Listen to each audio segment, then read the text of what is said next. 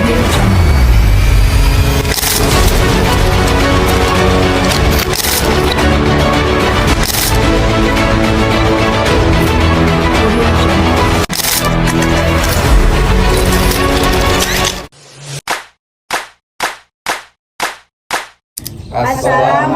warahmatullahi wabarakatuh. Kami dari kelompok 5 akan menjelaskan materi website.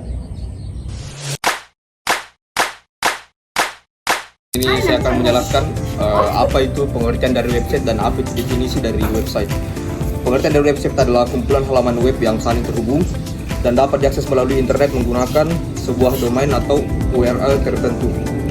Halaman-halaman web ini berisi informasi dalam berbagai format seperti teks, gambar, video, atau elemen interaktif lainnya yang ditujukan untuk menyampaikan informasi, layanan, atau fungsi tertentu kepada pengguna.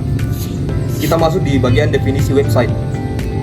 Definisi website adalah sebagai sebuah platform digital berbasis internet yang dirancang untuk menampilkan konten yang dapat diakses oleh pengguna melalui perangkat seperti komputer, tablet, atau smartphone menggunakan browser web, contohnya Google Chrome atau Mozilla Firefox.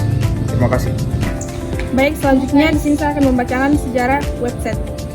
Sejarah situs web dimulai oleh Tim Berners-Lee yang mengembangkan World Wide Web (WWW) pada tahun 1989. Bulan Oktober tahun 1990, tim menggagas 3 teknologi dasar untuk membangun sebuah website, yaitu HTML, URL, dan HTTP. Awalnya website dirancang hanya untuk berbagai informasi di kalangan para ilmuwan, di-share. Pada akhirnya, tim melihat potensinya sebagai sarana yang bisa digunakan oleh siapa saja untuk berbagai tujuan. Kemudian, ia merilisnya secara resmi pada 6 Agustus 1991. Situs web pertama dirilis saat itu baru sebatas menampilkan teks sederhana tanpa variasi font, video, maupun gambar. Yang menjelaskan jenis-jenis website. Jenis-jenis website itu ada 5, yaitu website statis, website dinamis, website interaktif, website berdasarkan fungsinya, dan website berdasarkan generasinya. Di sini saya akan menjelaskan website statis.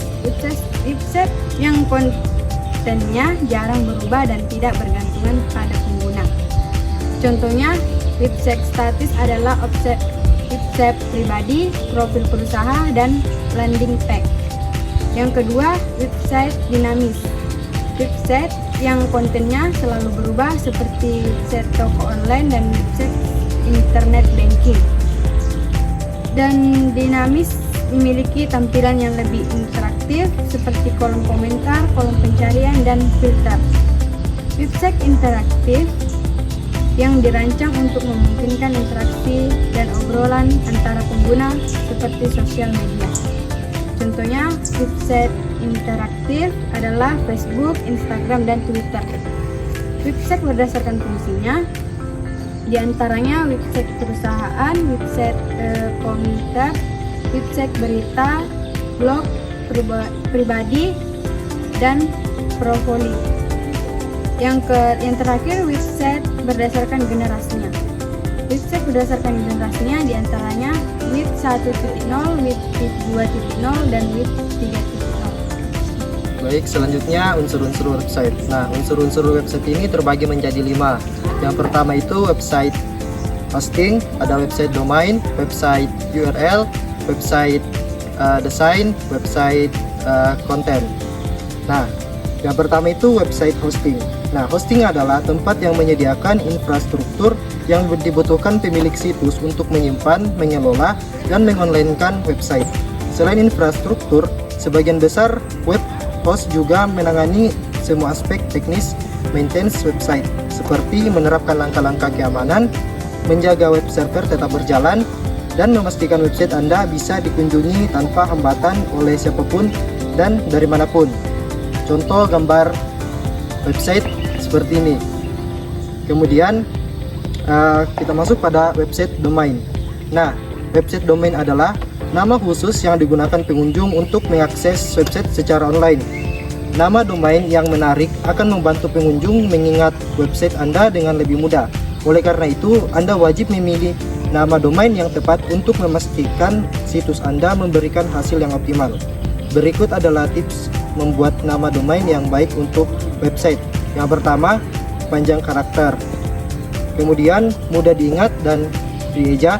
Yang ketiga, keyword atau kata kunci. Yang keempat, merek dagang. Yang kelima, nama brand. Dan yang keenam, ketersediaan.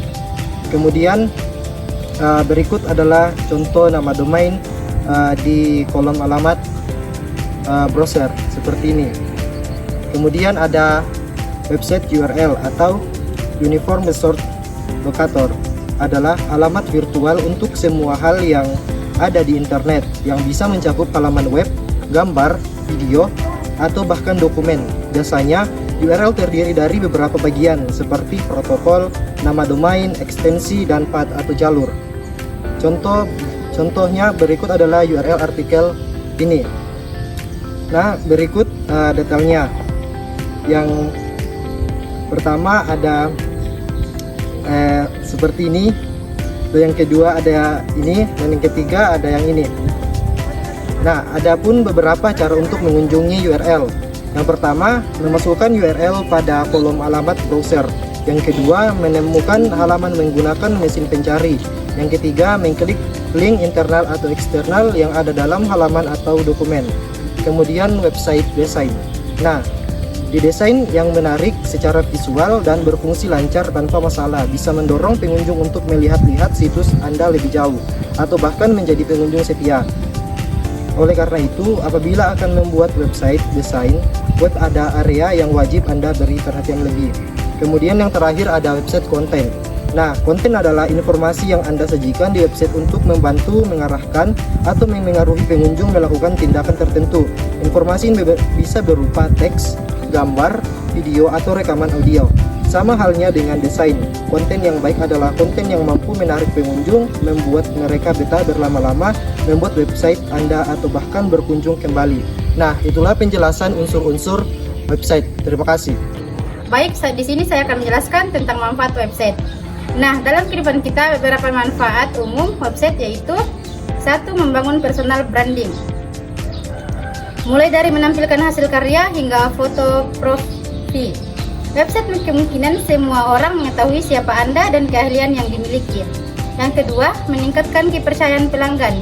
Bagi pemilik bisnis, manfaat umum website adalah untuk meningkatkan kepercayaan pelanggan. Sebab saat itu hampir semua orang pasti mencari tahu sesuatu secara online lebih dulu, biasanya melalui Google. Yang ketiga, media promosi 24 jam. Website yang di-online-kan di internet bisa diakses oleh semua kapan saja maupun di mana saja. Bisa terjadi selama 24 jam, sehari, 7 hari, seminggu. Pelanggan baru juga bisa berdatangan mana saja yang tentunya diinginkan oleh semua pemilik bisnis. Yang keempat, berbagai cerita dan informasi. Menggunakan blog, Anda bisa berbagai cerita dan konten dari berbagai topik, mau tentang aktivitas sehari-hari, traveling, atau hobi. Semuanya bisa Anda bagikan. Kalau punya keahlian di bidang tertentu, Anda juga bisa berbagi pengalaman melalui blog. Setelah memiliki banyak cara, Anda bisa membuat situs lainnya untuk membantu banyak orang sambil menuangkan kreativitas. Di sini saya akan menjelaskan apa itu langkah-langkah pembuatan website. Yang pertama ada perancangan. Tentukan tujuan analisa dan kumpulan data yang dibutuhkan. Buat jadwal kerja dan rancangan arsitektur website. Yang selanjutnya ada domain. Pilih nama domain yang tersedia dan daftarkan. Yang ketiga ada hosting. Pilih hosting yang profesional. Selanjutnya ada tema dan desain. Pilih tema dan desain website yang sesuai dengan tujuan website kalian. Selanjutnya ada programming. Gunakan teknologi coding untuk merealisasikan ide-ide sebelumnya. Selanjutnya ada konten. Tambahkan konten ke dalam website kalian. Selanjutnya ada uji coba. Pastikan semua halaman terhubung dengan benar, fungsionalitas formulir, dan validasi penginputan data. Selanjutnya ada promosi. Luncurkan website ke internet dan promosikan melalui media online ataupun offline. Selanjutnya ada pemeliharaan. Jaga kesegaran situs dengan isi terbaru, tinjau dan perbaiki situs, dan juga keamanan situs. Demikian dari Mau ketemu sama kami? Buruan join di Fakultas Teknik Komputer Prodi Informatika. Kami tunggu ya. Sudah berakreditasi B dan UKT bisa diangsur. Mari bergabung bersama kami yang memiliki berbagai jurusan di dalamnya.